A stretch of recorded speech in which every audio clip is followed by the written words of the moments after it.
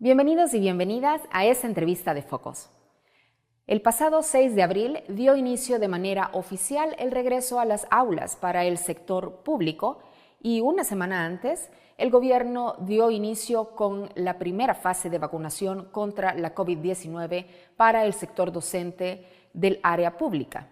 El Ministerio de Educación informó el 5 de abril que había finalizado con ese sector y daría inicio con la vacunación del sector privado. Para conocer un poco sobre los retos que enfrenta el sector docente ante este regreso a las aulas, hoy estaremos conversando con Paz Cetino, quien es secretario general de Bases Magisteriales Salvadoreñas, a quien le doy la bienvenida. Muchas gracias, un placer estar con ustedes y a la orden. Y también me acompaña Javier Hernández, presidente de la Asociación de Colegios Privados de El Salvador, a quien también le doy el agradecimiento por acompañarnos y la más cordial bienvenida. Gracias por la invitación, un placer estar aquí. Bueno, quiero iniciar en el ámbito público y es que el lunes el Ministerio de Educación informó que ya se había vacunado al personal docente de este sector para el regreso a las clases. ¿Cómo califican el proceso de vacunación que está implementando el gobierno, tomando en cuenta que solamente se ha aplicado la primera dosis y, de hecho, la COVID-19 sigue activa en nuestro país? Bueno, para nosotros debemos agradecer el esfuerzo y reconocer el esfuerzo que ha hecho el Ministerio de Salud y en coordinación con el Ministerio de Educación para aplicarnos la primera dosis. Recuerdo que el día que la ministra de Educación nos convocó para informarnos de que venía la reapertura semipresencial de las clases, una de los reclamos que personalmente yo le hice en nombre de mi organización es que era una aventura mandarnos a las aulas sin haber recibido la vacunación, sin estar inmunizados. Entonces, en ese momento le solicitamos que agilizaran, que coordinara con el Ministerio de Salud para que se garantizara que por lo menos la primera dosis se nos aplicara antes del inicio de las clases. En ese sentido, creo que funcionó, hay que reconocer el esfuerzo que se hizo en plena vacación.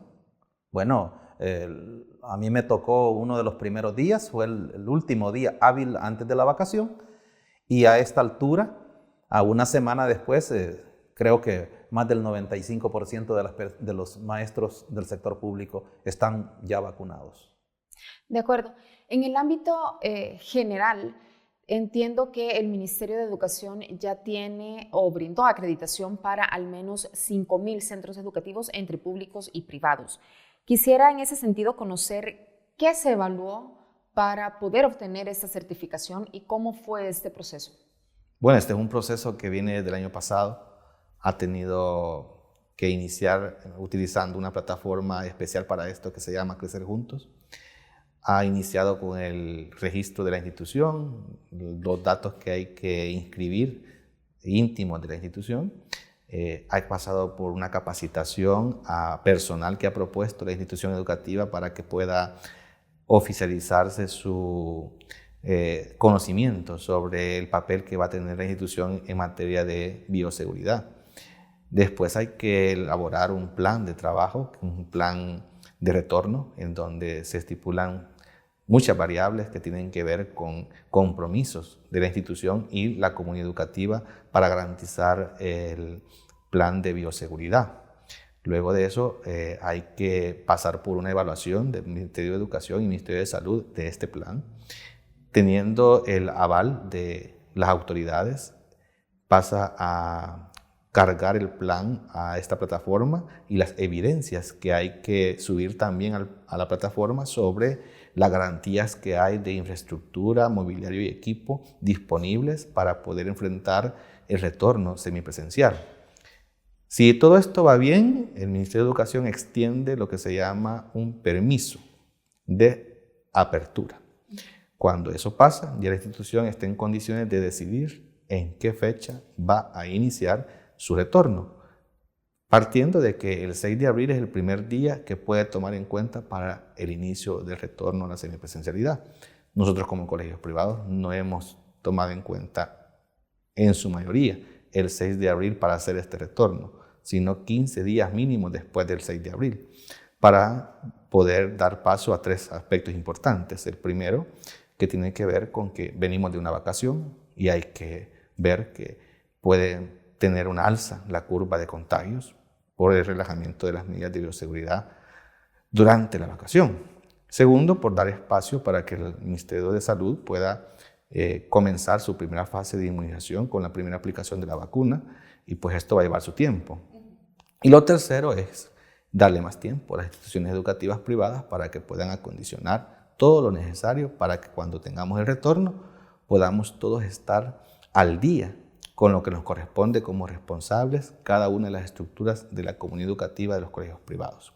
Estas son las razones por las que muchos colegios van a empezar entre el 22 y 26 de abril y algunos hasta el 3 de junio. De acuerdo. Según la ley de la carrera docente, este sector debe ser consultado sobre temas importantes en esta materia. Sin embargo, el plan para el regreso a las aulas no fue de algún modo consultado o ese sector no fue incluido sobre dar a conocer qué pasos debían seguirse para poder regresar a las aulas. En ese sentido, ¿cómo Bases Magisteriales conoció este plan para implementar las clases semipresenciales y cuáles son los retos específicos que tienen las escuelas en cuanto a la aplicación también de estos protocolos de bioseguridad? Efectivamente, es una lástima que, cada administración de gobierno tiene su propio estilo de cómo relacionarse con los sectores organizados. Parece que el estilo de esta administración es un poco alejado de los sectores sindicales y organizaciones de profesionales, en el caso de los docentes. Ese es uno de los errores que creo que deben de corregirse, porque si a nosotros nos hubiesen consultado, tal cual me da el derecho a mí, la ley de la carrera docente, a ser consultado en todos aquellos aspectos que tengan que ver con la educación, nosotros hubiésemos recomendado que no era el 6 de abril el mejor momento para reaperturar la escuela. O sea, después de una vacación. El día de ayer sucedió de que muchas escuelas no estaban ni siquiera limpias, y era lógico, veníamos de una vacación. Los trabajadores de servicio no estaban tenían una semana de estar fuera. En ese sentido, a nosotros nos llamaron para comunicarnos. Nosotros esperamos de que la actual administración vaya corrigiendo eso y que nos vaya dando la apertura que la misma ley nos garantiza. En ese sentido, no todos los centros educativos están autorizados para funcionar. ¿De acuerdo? Según los funcionarios el día de ayer, habían extendido 3.500 permisos. Y aquí son 5.187 escuelas aproximadamente. Implica que hay un buen número de instituciones que no tienen las condiciones mínimas para funcionar. Y esto debe ser así. Y hay que entenderlo así.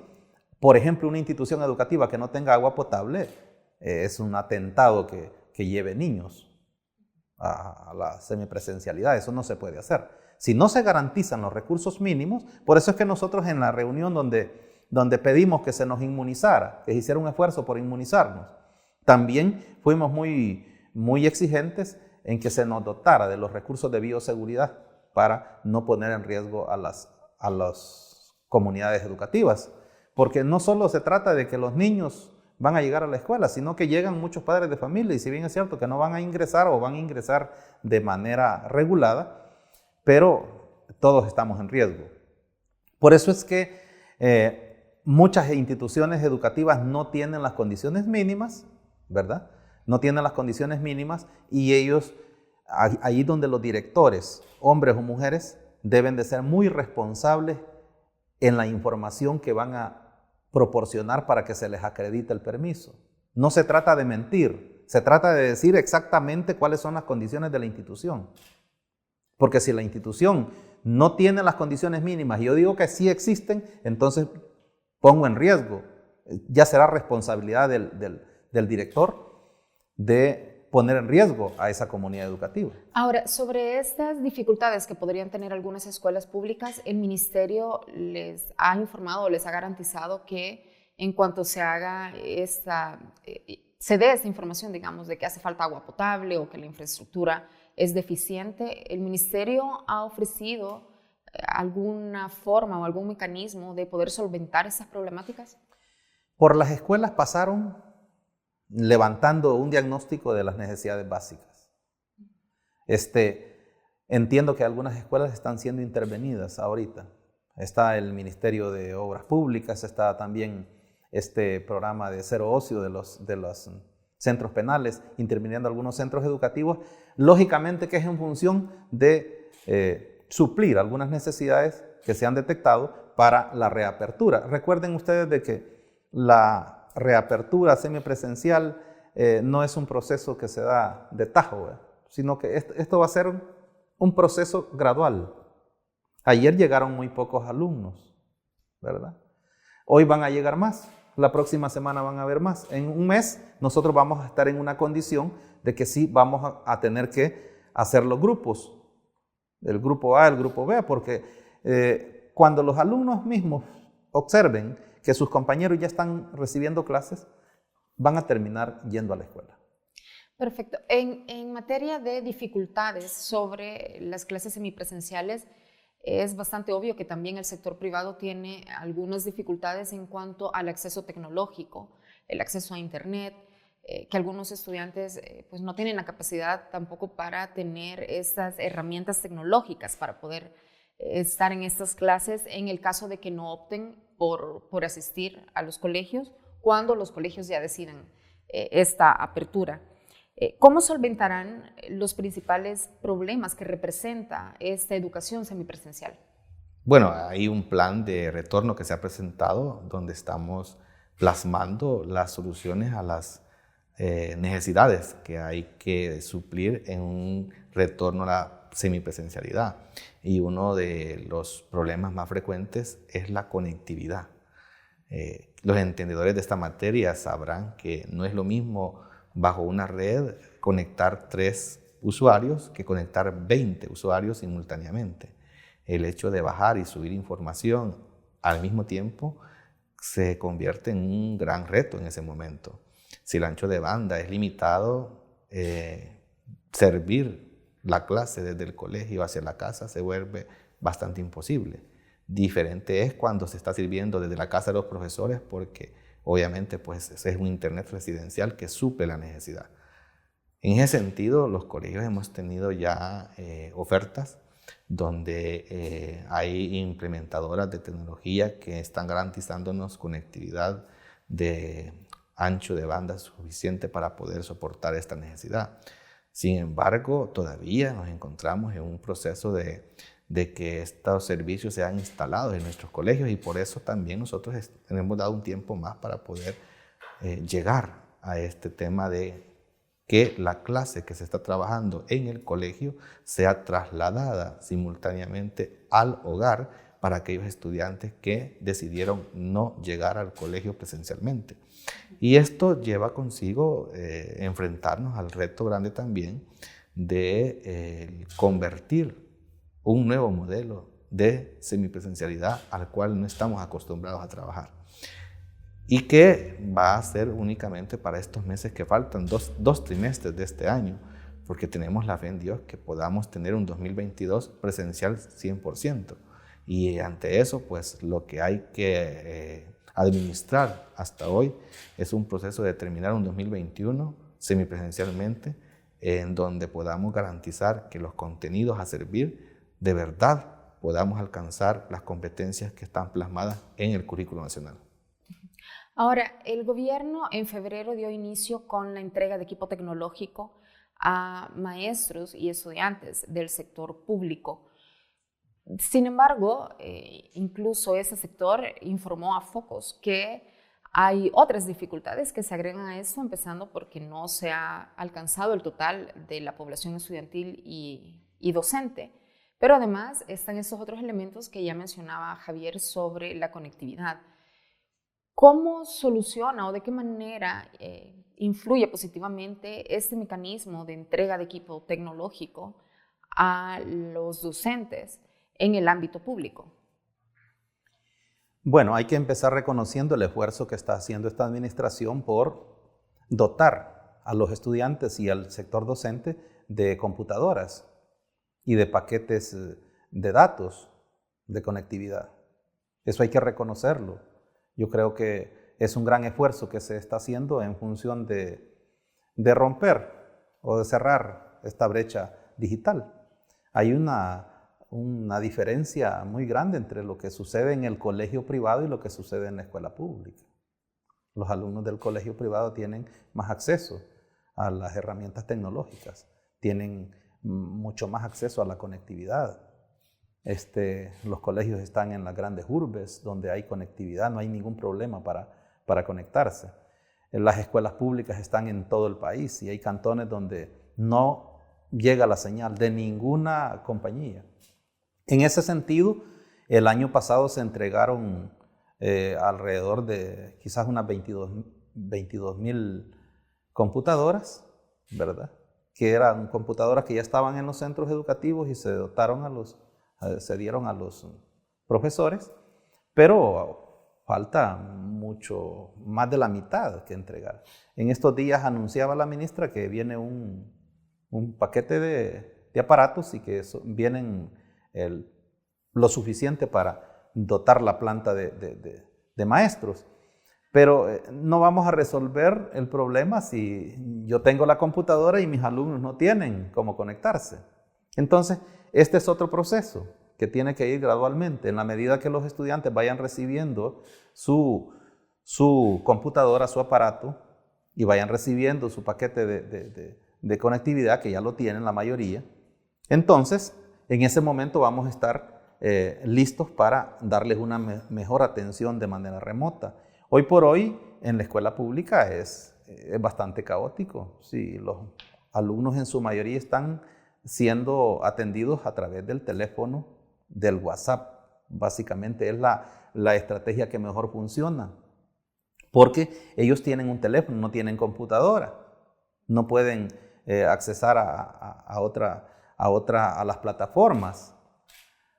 En ese sentido, creo que es cuestión de tiempo para que se vayan dotando de estos recursos.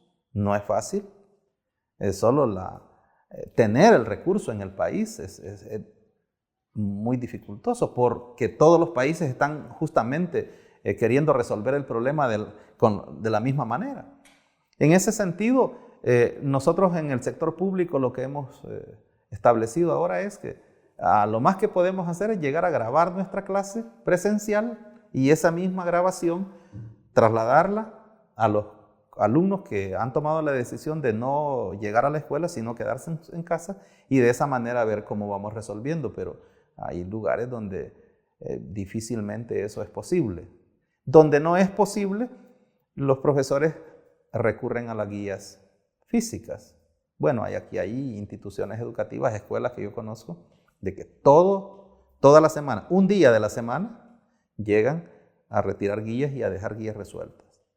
Eso ha sido así durante toda la pandemia, porque en esos lugares, si bien es cierto que puede haber acceso a la conectividad, la gente no tiene los recursos para estar comprando los paquetes, no tiene ¿cómo se llaman? Los aparatos tecnológicos, ¿verdad? Y le sale más económico ir a traer las guías, resolverlas, ir a dejar las guías. En ese proceso estamos. Enfoquémonos un poco también en los estudiantes y cómo les ha afectado esta pandemia por la COVID-19 y haber estado, ya más de un año fuera de las aulas. ¿En qué medida cree que podría reflejarse estas afectaciones en la niñez y la adolescencia en el ámbito educativo? Yo creo que hace muy bien el Ministerio de Educación en tomar en cuenta, valorar, evaluar el estado socioemocional que recibimos del niño cuando está retornando al centro educativo. Lo que no quizás está muy bien es en ir creando una necesidad que de repente no la tengan. de una ayuda socioemocional de un personal especializado para eso, que no es el profesor. Porque este es un trabajo de un psicopedagogo, no es un trabajo de un maestro general de materias comunes o especialidad que no sea psicología. Porque hay un, digamos, trabajo que pues cada quien a lo suyo, ¿verdad? Sin embargo, lo que hemos visto en el primer día de clases ayer, lo digo porque también trabajo en la escuela pública y he visto en los niños, no he visto un daño socioemocional en ellos. He visto un retorno con gran alegría. Nadie ha llegado triste, frustrado, traumado por un año de encierro. Al contrario, han llegado con todo, como dicen, con las energías para poder platicar, comentar, contar experiencias, verse más grandes unos con otros, algunos hablando más ronco que antes, y ese momento se vuelve un momento inolvidable y nadie ha llegado traumado. Definitivamente los padres de familia han hecho un trabajo excepcional en la casa de ir controlando que el hogar se convierta en un lugar, digamos, escolar también y sumamente adecuado al proceso que hemos tenido que todos enfrentar. Creo que han asimilado muy bien el tema de la virtualidad, hasta cierto punto, con todas las limitantes que puedan tener en casa. Sin embargo, enfrentar este tema del estado socioemocional de los niños se vuelve un reto grande para quienes hemos estado también con necesidad de que nos traten también a los docentes sobre este mismo tema, porque el docente convertir su casa en una escuela donde va a enseñar también no ha sido fácil. De hecho, entre el grupo etario que tenemos de docentes, se le ha dificultado más a los que más años tienen. Y el maestro joven, evidentemente, hasta el maestro que aprendió en su universidad virtualmente, no le dificulta nada entrar en este proceso. Pero eso significa que docentes han tenido que entrar en cierto estrés en el cual han tenido que superarlo como han podido. Es cierto que han habido jornadas de capacitación sobre cómo controlarnos a los docentes y que los docentes de repente esas capacitaciones que se han recibido, que son webinars, así virtuales, bien pocas horas, digamos, han podido tratar a los estudiantes con esos conocimientos, pero no somos expertos los docentes para poder entrar en esa materia. Esto nos lleva a pensar que poco a poco vamos a ir acostumbrándonos en el mundo a poder enfrentar este tipo de temas, de estados socioemocionales anormales en los que podamos hacer lo que nos corresponde a cada quien. Y el docente en estos momentos, la ansiedad que tiene es de avanzar curricularmente. Y también tiene que tener un terreno fértil para poder avanzar. Significa que el estado socioemocional debe convertirse en un terreno en donde podamos cultivar suficientemente los conocimientos que queremos producir. De acuerdo, sin duda la salud mental y también el buen Exactamente. estado en el que los estudiantes y también los docentes puedan estar es fundamental. Pero ¿qué pasa, por ejemplo, con el tema de las deficiencias educativas que puedan registrarse en este nuevo año lectivo, en el sentido de que justamente fue un reto también, tanto para los padres de familia como para los mismos estudiantes, este nuevo mecanismo? ¿Cómo se irán solventando en el caso de que se identifiquen esas deficiencias? Para hablar sobre ese tema, yo quisiera unas 2 horas aquí en las cámaras, porque tiene muchas variables que tocar. En específico, el tema del avance curricular. Tenemos que decir que ya en tiempos normales de no pandemia, siempre se quedaba a deber contenidos no atendidos, aún con tiempos en los que podíamos decir el año estuvo atendido sin ninguna problemática natural de lluvias o terremotos o algo así, sin suspensión de clases. Se quedaba de ver contenido y ahora con esta virtualidad es más. Quiere decir que si un bachiller matriculado en el 2020, egresado en el 2021, ¿qué porcentaje de bachiller será? Con lo que le quedamos debiendo, porque tenemos que despacharlo en el 2021. O sea, son 2 años de estudio nada más. Por decir algo, un nivel educativo. Hablemos de la parvularia, en la que solamente he tenido la oportunidad de 1 año, en 6 años, digamos, para pasar a educación básica. Y hablemos de educación superior, donde los ingenieros en el año 2021 y 2020 tenían que ser sus últimos años para formarse, o cualquier otra profesión universitaria. ¿Cómo salen ese tipo de profesionales?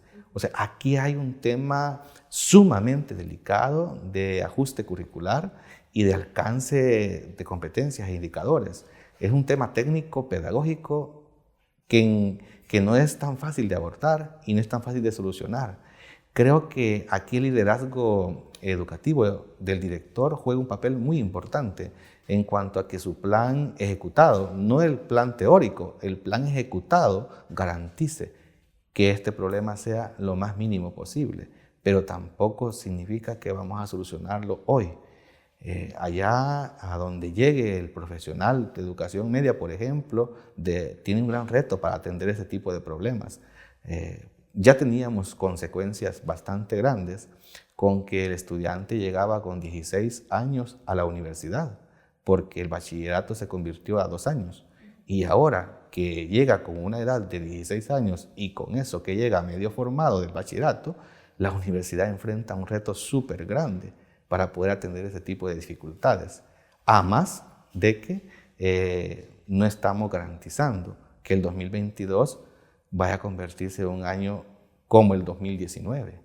Puede ser que el 2022 tengamos que enfrentar el primer semestre alguna colita de una pandemia que no va a permitir todavía estar en un 100% normal de desarrollo educativo en el país. Entiendo.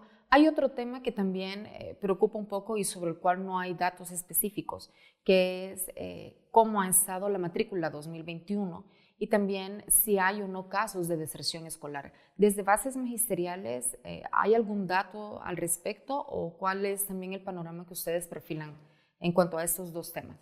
A ver, antes de referirme a esta pregunta, yo quiero acotar un poco a lo de los efectos de la pandemia. Acá, es un año de pandemia, justamente acabamos de cumplir 1 año. Durante este año, académicamente, hay que ser franco, ha sido un fracaso, es un fracaso. Académicamente hablando, es un fracaso. Por mucho que nosotros nos hayamos esforzado para querer que esta situación salga adelante, no lo hemos logrado, hay que ser muy francos en eso.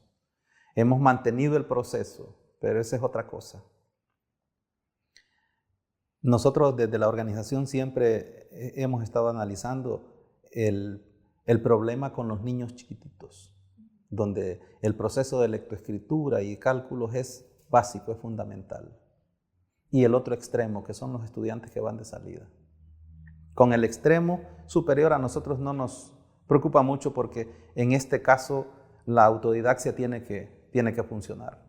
Ya el joven siente que tiene ciertas deficiencias y es por su propia cuenta que tendrá que nivelarse. Eso es así, porque si no lo hace, el trabajo se lo va a exigir, las circunstancias se lo va a exigir, la universidad se lo va a exigir.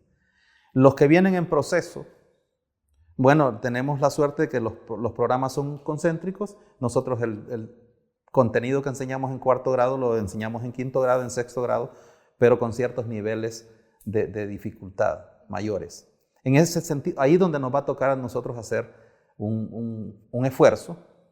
Y por el otro lado, reconocer que el grupo de especialistas del Ministerio de Educación lo que hizo fue seleccionar los contenidos más importantes a su criterio para la vida del estudiante y el proceso de formación. Eso es lo que contienen las guías con las cuales se han estado atendiendo a los alumnos. Se supone que ahí lo que se hizo es una escogitación de contenidos, los contenidos más significativos del proceso, que son los que le van a servir en todos los niveles educativos, y de esa manera se ha tratado de salvaguardar un poco la situación.